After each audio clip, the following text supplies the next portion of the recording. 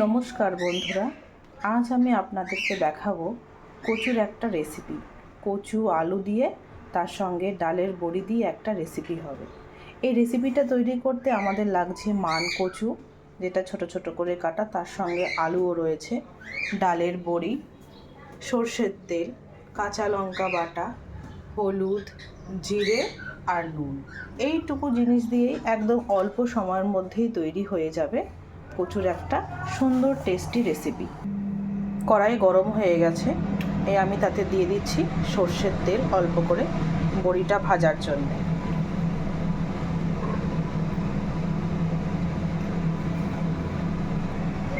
এই যে এবার এর মধ্যে এই বড়িগুলো দিয়ে দিলাম।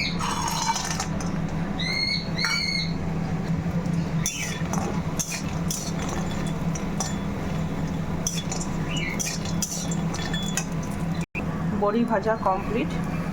এবার আমি কড়াইতে ফোড়ন দেব। এই যে জিরে ফোড়ন দেওয়া হলো, তখন আপনাদের বলা হয়নি, একটা শুকনো লঙ্কা আমি ফোড়ন দেব।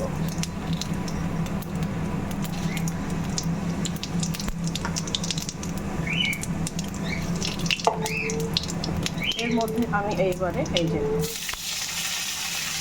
কচু আর আলুটাকে দিয়ে ভালো করে নেড়ে নেব।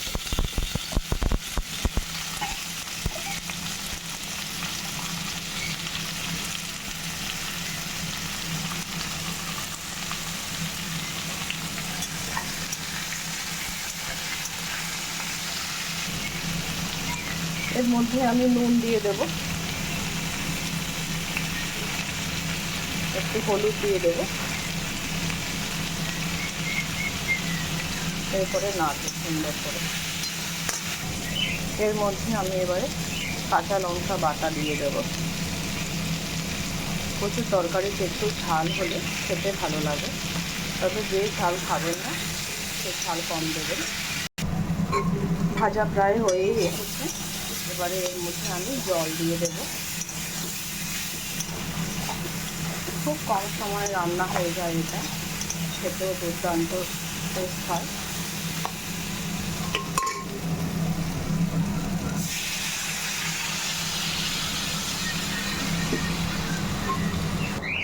এই দেখুন বন্ধুরা, একদম সুন্দর সেদ্ধ হয়ে গেছে। যখন জল দিয়েছিলাম তখন এই যে বড়িগুলো দিয়ে দিয়েছিলাম। দেখুন খুব তাড়াতাড়ি রান্না হয়ে যায়। এটা মান কচু দিয়ে আর আলু দিয়ে। ভয় পাবেন না যেন, গলা ধরবে না, সেভাবেই আনতে হবে। যে কচুটা খাবার মতো সেটা কাটলে বোঝা যাবে হাত চুল করছে না, তখনই বুঝবেন যে সেটা ভীষণ ভালো খাওয়ার জন্য। আর বাজার থেকে বলেই আনতে হবে যে খাওয়ার জন্য কচু নেব, আর যারা বিক্রি করে তারাও সেভাবেই বিক্রি করে। দেখুন, যদি রান্নাটি আমার ভালো লেগে থাকে আপনাদের কাছে, তাহলে প্লিজ চ্যানেলটা সাবস্ক্রাইব করবেন আর পাশে থাকা বেল আইকনটা প্রেস করে দেবেন আর কমেন্টও করবেন। থ্যাংক ইউ বন্ধুরা, আমার রান্না শেষ।